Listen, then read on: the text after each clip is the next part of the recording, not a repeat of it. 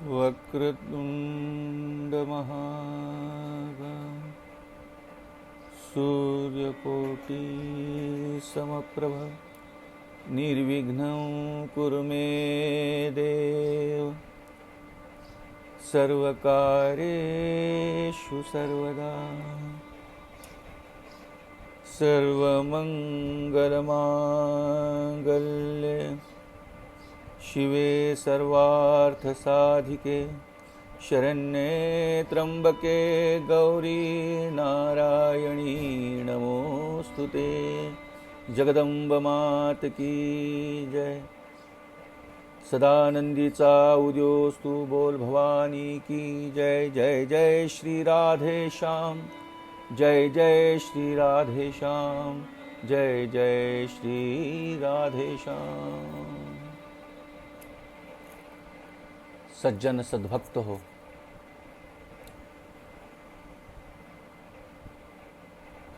ये मोक्ष दिलाने वाली श्रीमद् भागवत कथा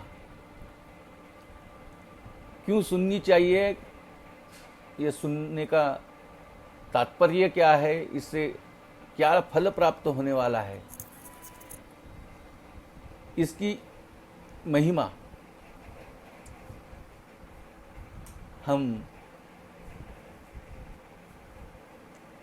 आज के चरित्र में देखने वाले हैं। कल तक जिस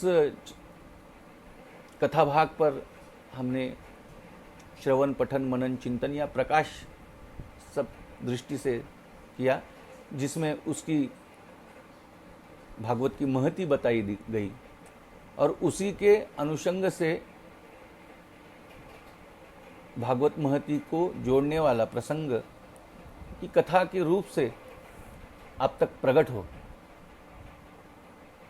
कथा के माध्यम से एक आधी बात अगर श्रोतागण को आप बताते हो तो जल्दी ग्रहण करते हैं। और श्रीमद् भागवत जैसे परम वैभव प्राप्त ऐसे ग्रंथ को श्री व्यास जी महाराज ने लिखा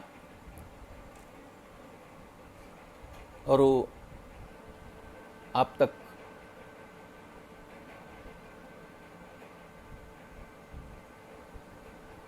ये कथा पहुंचती है। तो गोकर्ण महात्मा के बारे में कहा जाता है,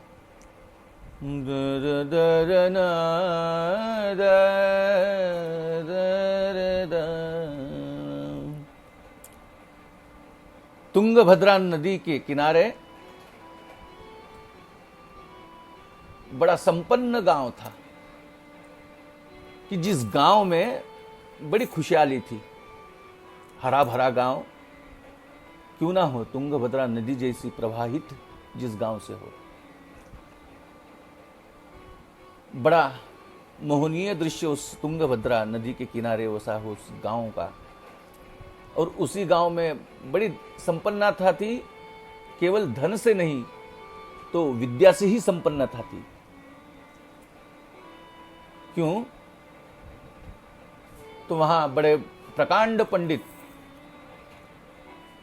आत्मदेव जी नाम के ब्राह्मण वहां निवास व्यवस्था करते थे।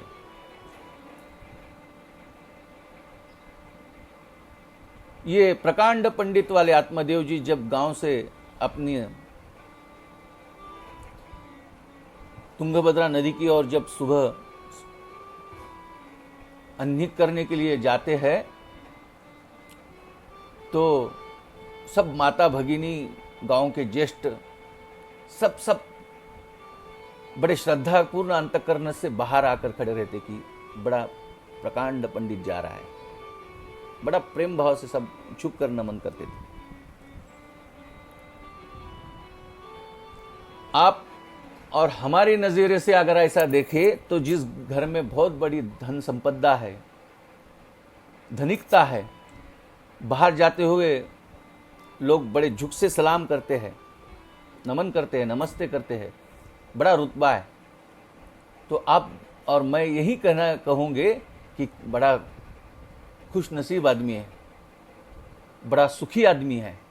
लेकिन हमारे समर्थ जी कहते हैं असा सर्व सुखी जगी कोण आहे, विचारी मना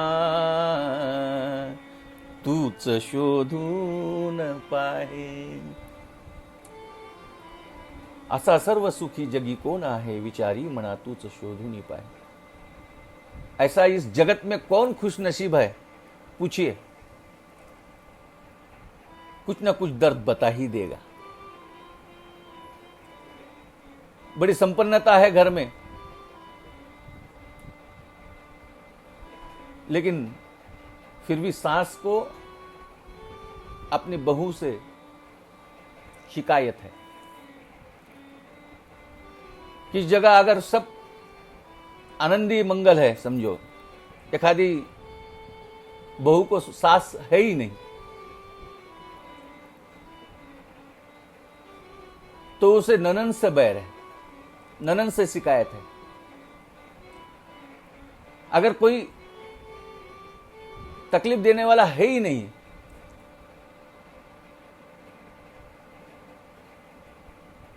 तो अपने यजमान से तकलीफ है, उससे कुछ अनबन है. ये कुछ स्त्री के लिए ही बोल रहा हूं, नहीं है मैं, पुरुष का भी ऐसा है. जीव के बारे में बात कर रहे हैं अब, समस्त मानव जाति का, कि एक मन है जो स्त्री का हो या पुरुष का हो, वो कहता है कि असा सर्व सुखी जगी कोण आहे, विचारी मना तूच शोधून पाहे. ये भूलकर एखादे का वैभव अगर देखता है, पराया वैभव देखता है, तो वो कहता है कि वही बहुत खुश नसीब है, वही बहुत आनंदी है, उसी का जीवन सार्थक है. ऐसी धारणा हर एक आदमी की होती है. वैसे ही इस आत्मदेव जी के बारे में कहा जाता था कि बहुत संपन्नता थी, विद्या संपन्न थे, धन संपन्नता थे, बड़ी हवेली थी रहने के लिए. लोगों को कहता था कि बस खुश नसीब आत्मदेव जैसा और कोई नहीं. बड़े झुक कर नमन करते थे लोग. लेकिन आत्मदेव के बारे में कहा जाता है कि उनके ही मन में कुछ दुख की कांटे चुभते थे. शादी तो हुई थी, एक बीबी थी.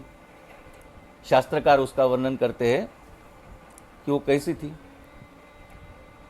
लोकवार्ता रता क्रूरा, प्रायशो बहुजल्पिका, शूरा च गृहकृत्येषु, कृपणा कलह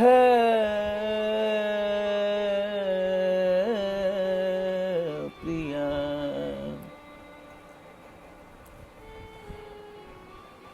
बीबी जो थी हमारे आत्मदेव जी की, उसका नाम धुंधुली था. और उसके बारे में वर्णन किया जाता है कि लोकवार्ता रता, लोगों की निंदा करने में और निंदा सुनने में बड़ा रुचि थी ये भाई, बड़ा प्रेम आता था.